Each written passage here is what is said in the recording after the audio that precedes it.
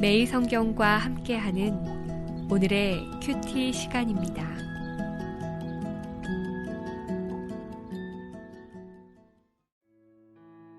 11월 9일 오늘의 말씀은 사사기 4장 11절에서 24절입니다. 모세의 장인 호밥의 자손 중 겐 사람 헤벨이 떠나 게데스에 가까운 사하나님 상수리나무 곁에 이르러 장막을 쳤더라. 아비노함의 아들 바락이 다볼산에 오른 것을 사람들이 시스라에게 알림해 시스라가 모든 병거 곧 철병거 900대와 자기와 함께 있는 모든 백성을 하롯의 탁고임에서부터 기손강으로 모은지라. 드보라가 바락에게 이르되 일어나라, 이는 여호와께서 시스라를 내 손에 넘겨주신 날이라. 여호와께서 너의 앞서 나가지 아니하시느냐 하는지라. 이에 바락이 10,000명을 거느리고 다볼산에서 내려가니 여호와께서 바락 앞에서 시스라와 그의 모든 병거와 그의 온 군대를 칼날로 혼란에 빠지게 하시매 시스라가 병거에서 내려 걸어서 도망한지라. 바락이 그의 병거들과 군대를 추격하여 하롯의 탁고임에 이르니 시스라의 온 군대가 다 칼에 엎드러졌고 한 사람도 남은 자가 없었더라. 시스라가 걸어서 도망하여 겐 사람 헤벨의 아내 야엘의 장막에 이르렀더니 시스라가 걸어서 도망하여 겐 사람 헤벨의 아내 야엘의 장막에 이르렀으니 이는 하솔왕 야빈과 겐 사람 헤벨의 집 사이에는 화평이 있음이라. 야엘이 나가 시스라를 영접하며 그에게 말하되 나의 주여 들어오소서, 내게로 들어오시고 두려워하지 마소서 하매 그가 그 장막에 들어가니 야엘이 이불로 그를 덮으니라.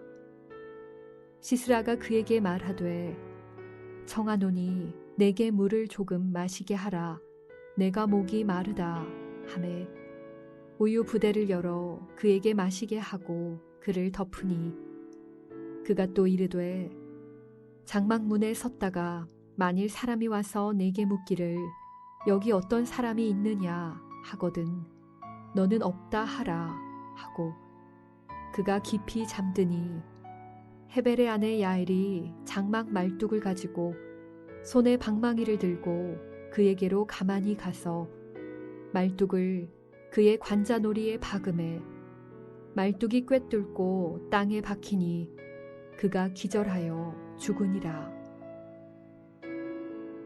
바락이 시스라를 추격할 때에 야엘이 나가서 그를 맞아 그에게 이르되 오라, 네가 찾는 그 사람을 내가 네게 보이리라 하매 바락이 그에게 들어가 보니 시스라가 엎드러져 죽었고 말뚝이 그의 관자놀이에 박혔더라. 이와 같이 이 날에 하나님이 가나안 왕 야빈을 이스라엘 자손 앞에 굴복하게 하신지라. 이스라엘 자손의 손이 가나안 왕 야빈을 점점 더 눌러서 마침내 가나안 왕 야빈을 진멸하였더라.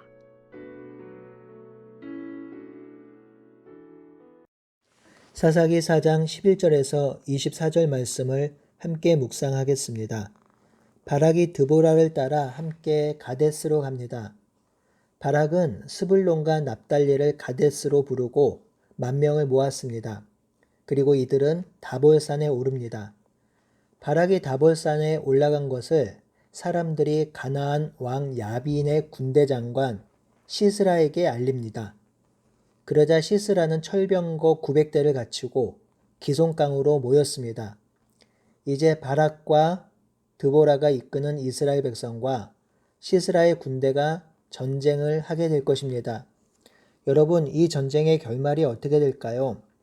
생각해보면 이 전쟁의 결과를 아는 것은 그리 어렵지 않아요. 시스라에게는 철병거 900대가 있기 때문이죠. 철병거는 당시 최고의 무기입니다. 철병거를 타고 창을 휘두르면 철병거를 막을 방법이 거의 없습니다. 또한 이스라엘 백성 10,000명이 참여했으니 철병거 900대를 상대하려면 11명이 철병거 1대를 상대해야 합니다. 아무리 생각해봐도 바락과 드보라가 이끄는 이스라엘 백성이 시스라의 군대를 이길 가능성은 거의 없습니다. 그럼에도 불구하고 드보라와 바락이 이 전쟁을 하는 이유가 한 가지 있죠. 사사기 4장 9절에 보면 여호와께서 시스라를 여인의 손에 파실 것이라고 하셨기 때문입니다. 또한 14절에 보니 드보라가 바락에게 여호와가 시스라를 너의 손에 넘겨주신 날이라고 선언합니다.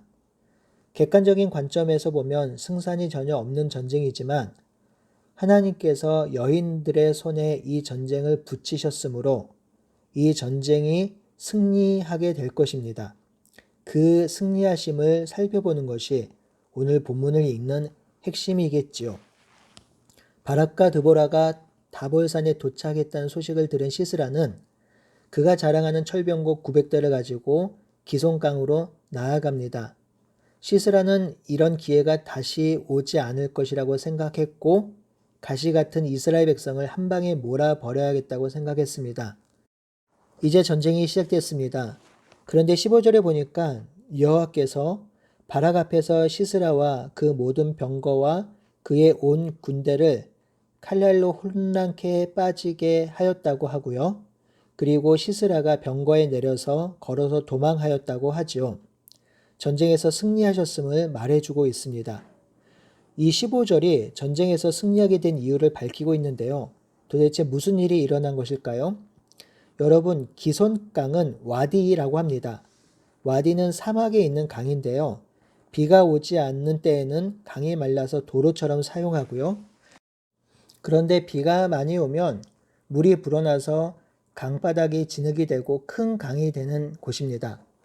전쟁을 시작했는데 갑자기 폭우가 온 것이지요. 그러니 기송강인 와디는 철병거가 진흙에 잠기게 되었고 물에 잠기고 군사들은 철병거를 끌어내기에 바빴던 것이지요. 비가 온 와디에서는 철병거는 무용지물이 된 것입니다. 누구도 예상하지 못했던 방법으로 하나님은 시스라가 자랑했던 철병거 900대를 한 방에 날려버리셨습니다. 이것이 하나님이 하시는 일입니다. 하나님이 함께 하시면 하나님께서 하나님의 방법으로 승리하게 하십니다. 그러니 전쟁의 승패는 하나님이 함께하는가 아닌가에 있죠. 하나님께 달려 있습니다. 강력한 군사와 엄청난 무기가 있다 해도 그 전쟁에 하나님이 개입하시고 하나님이 이끄시면 그 전쟁의 승리는 하나님의 것, 하나님의 백성의 것이 됩니다. 하지만 이 전쟁이 완전히 끝난 것은 아닙니다. 16절에 전쟁에 참여한 군대가 다 칼 앞에 엎드려졌고 한 사람도 남지 않았다고 하는데요. 그런데 한 사람이 남았습니다. 군대 장관 시스라죠. 이 시스라는 자기가 자랑하던 철병거에서 내려 걸어서 도망합니다. 고대 전쟁은 대장을 죽여야 승리하는 전쟁이 있기에 아직 전쟁이 끝나지 않았습니다. 이 시스라가 도망간 곳은 겐 사람 헤벨의 아내 야엘의 집입니다. 시스라는 이 집에 들어갑니다. 왜냐하면 하소랑 야빈과 겐 사람 헤벨의 집 사이에 친분이 있었기 때문입니다. 헤벨의 아내는 도망친 시스라를 환대합니다. 그리고 구사일생으로 살아 돌아온 시스라에게 우유를 주고 이불을 덮고 쉬게 합니다. 그러자 시스라는 야엘에게 보초를 서달라고 부탁한 후에 전쟁으로 인한 피곤을 잠으로 달랩니다. 그런데 이때 놀라운 일이 일어납니다. 헤벨의 아내 야엘은 장막을 세울 때 쓰는 말뚝을 가지고 와서 잠자고 있는 시스라의 관자놀이에 망치로 박습니다. 이 야엘은 유목민의 아내죠. 유목민은 장막을 치고 걷는 일을 하는 사람들이니 말뚝을 내려치는 일은 식은 죽 먹기입니다. 평소에 하던 실력으로 시스라의 관자놀이에 말뚝을 박지요. 이 말뚝이 박힌 시스라는 저항 한번 하지 못하고 그 자리에서 죽습니다. 그런데 이 야엘이 시스라를 죽이는 일은 하나님께서 미리 계획하신 것입니다. 오늘 본문 11절에 보니 겐 사람 헤벨이 자기 족속을 떠나 가데스에 가까운 사하나님 상수리 곁에 장막을 쳤지요. 사사기 3장과 4장을 보면 겐사람 헤벨이 본문에 나오는 것이 이상합니다. 그냥 느닷없이 쑥 들어온 이야기죠. 왜 갑자기 겐사람 헤벨이 이 전쟁터 옆으로 와서 장막을 쳤을까요? 그것은 하나님이 시스라와의 전쟁을 승리로 이끌기 위해서 미리 계획하시고 이행하신 것입니다. 우리는 오늘 이 본문을 통해서 우리가 적용할 수 있는 것을 두 가지 찾아볼 수 있겠습니다. 첫 번째는 하나님의 승리를 주시기 위해서 우리가 알지 못하는 가운데 계속 일하고 계신다는 것입니다. 사실 드보라와 바락은 하나님이 헤벨과 그의 아내 야엘을 미리 이동시켜서 이 전쟁을 승리로 이끌 준비를 하고 있음을 알지 못했을 것입니다. 하지만 하나님은 이 전쟁을 승리로 이끌기 위해서 이 약속을 지키기 위해서 전쟁을 미리 준비하고 계셨던 것입니다. 다만 드보라와 바락이 이 사실을 알지 못했다는 것이죠. 하지만 분명한 것은 하나님 편에서 전쟁의 준비가 이루어지고 있었다는 것입니다. 뿐만 아닙니다. 와디도 그러합니다. 누가 그때 그렇게 비가 올 줄 알았겠어요. 그때 비가 오는 것은 정말 아무도 예상하지 못했을 것입니다. 미리 알았다면 시스라가 철병거를 가지고 그 강으로 들어올 일은 없었을 것입니다. 아무도 예상하지 못했지만 하나님은 비를 준비하시고 승리하게 하신 것입니다. 성도 여러분, 우리의 삶과 인생도 그러할 것입니다.